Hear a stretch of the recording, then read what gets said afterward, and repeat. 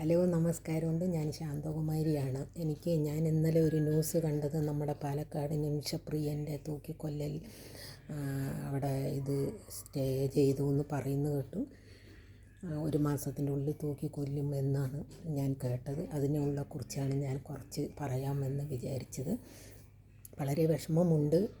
എങ്കിൽ പോലും ഞാൻ പറയുന്നത്, നമ്മൾ ഓരോ രാജ്യത്തും പോകുന്നത് നമ്മൾ ജോലിക്കാണ്. നമ്മളുടെ കുടുംബത്തിൻ്റെ സാമ്പത്തിക ബുദ്ധിമുട്ടുകൾ കൊണ്ട് നമ്മൾ ഓരോ രാജ്യത്ത് ജോലിക്ക് പോകുമ്പോൾ നമ്മൾ അവിടുത്തെ നിയമവുമായി ചേർന്ന് പോകണം. അവിടുത്തെ നിയമം എന്താണോ അത് നമ്മൾ അനുസരിച്ച് പോകണം എന്നുള്ളത് നമ്മളുടെ ഒരു ബാധ്യതയും കൂടിയാണതിൽ.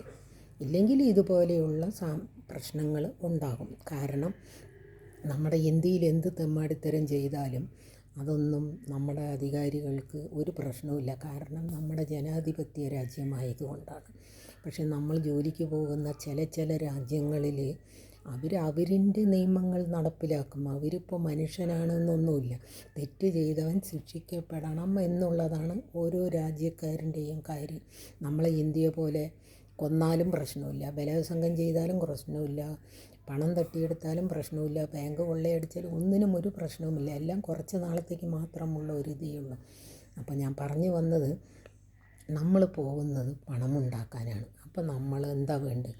നമ്മൾ പണമുണ്ടാക്കി നമ്മൾ നമ്മുടെ നാട്ടുകളിലേക്ക് തിരിച്ചു വരണം. അല്ലാതെ അവിടുത്തെ നിയമത്തിനെ വെല്ലുവിളിക്കാൻ വേണ്ടി പോയിട്ട് എന്തെങ്കിലും പ്രശ്നമുണ്ടെങ്കിൽ നമ്മൾ ആ നാട്ടിൽ നിന്ന് മതിയാക്കി നമ്മൾ നമ്മുടെ നാടായിട്ട് ചേരണം. അല്ലാതെ അവിടെ പോയിട്ട് അവിടുത്തെ ഒരു പൗരനെയോ ഒരു പൗരത്തിനെയോ ഒരു കുഞ്ഞിനെയോ നമ്മൾ കൊന്നു കഴിഞ്ഞാൽ നമ്മളെ തൂക്കിക്കൊല്ലും അവർ.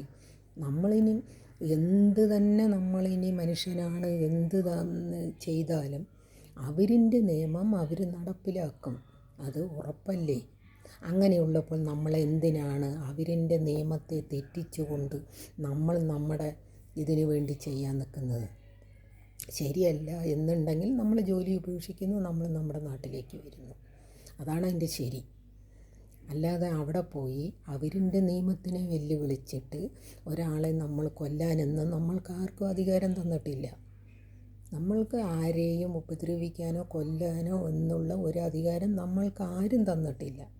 നമ്മൾ ചെയ്യേണ്ടത് അവരിൻ്റെ നിയമം, അവർ നടപ്പാക്കുന്ന നിയമങ്ങളനുസരിച്ച് നമ്മൾ ജീവിക്കണം.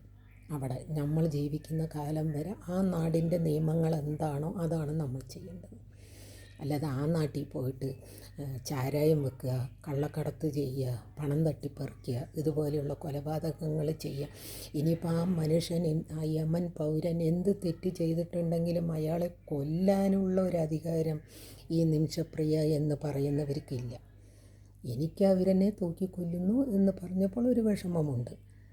പക്ഷേ ഒരു കാര്യമുണ്ട്, നമ്മൾ അവരിൻ്റെ നിയമം പാലിക്കേണ്ടത് നമ്മളിൻ്റെ അവകാശമാണ്. നമ്മൾ പോകുന്നത് പണമുണ്ടാക്കാനാണ്. നമ്മളുടെ കുടുംബത്തിൻ്റെ കഷ്ടപ്പാട് കൊണ്ടാണ് നമ്മൾ അന്യരാജ്യത്ത് പോയിട്ട് അവരിൻ്റെ കീഴിൽ ജോലി ചെയ്യുന്നത്. അപ്പോൾ അതൊന്നും ചിന്തിക്കാതെ എല്ലാം കഴിഞ്ഞിട്ട് നമ്മൾ ജയിലിൻ്റെ ഉള്ളിലിരുന്ന് പശ്ചാത്തപിച്ചിട്ട് ഒരു കാര്യവുമില്ല. അവർ ചെയ്യേണ്ടത് അവർ ചെയ്യും. പിന്നെ ഇതിൻ്റെ ഇടയിൽ നമ്മൾ തൂക്കിക്കൊല്ലുന്നതിൻ്റെ ഇടയിൽ കുറേ ജനങ്ങൾ പണമുണ്ടാക്കാൻ കുറേ ആൾക്കാരുമുണ്ട് അതിൻ്റെ പിന്നിൽ. ഇങ്ങനെയെങ്കിലും കുറച്ച് രൂപയുണ്ടാക്കാം എന്ന് പറഞ്ഞിട്ട്. അപ്പോൾ എൻ്റെ ഒരു അഭിപ്രായം, നമ്മുടെ ഇന്ത്യ അല്ല മറ്റുള്ള രാജ്യങ്ങൾ. മനസ്സിലാവുന്നുണ്ടോ? കഴിയുന്നതും നമ്മൾക്ക് ശരിയല്ല എന്ന് തോന്നിയാൽ നാട് ഉപേക്ഷിക്കുക. നമ്മൾ നമ്മുടെ നാട്ടിൽ വന്ന് കിട്ടുന്ന ജോലി ചെയ്ത് നമ്മൾ ജീവിക്കുക. അല്ലാതെ നമ്മൾ ആരെയും കൊല്ലാനും പോണ്ട, തല്ലാനും പോണ്ട, ഒന്നും ചെയ്യാൻ പോണ്ട. നമ്മൾ അവരിൻ്റെ നിയമത്തിനെ മാനിച്ചുകൊണ്ട് നമ്മൾ പെരുമാറുക.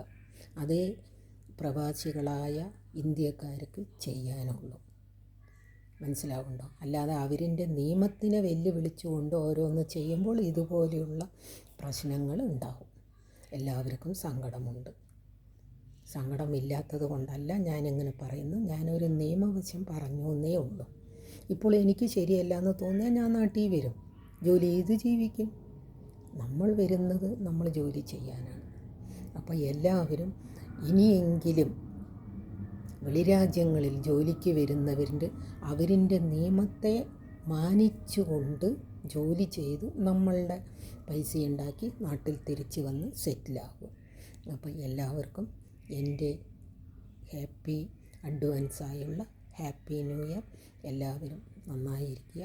അവനവൻ്റെ മനസ്സിൻ്റെ അതായത് ശുഭചിന്തകളും ശുഭപ്രതീക്ഷയോടും കൂടി 2025 എല്ലാവരും ഇതാവട്ടെ എന്ന് ആശംസിച്ചുകൊണ്ട് ഹാപ്പി ന്യൂ ഇയർ.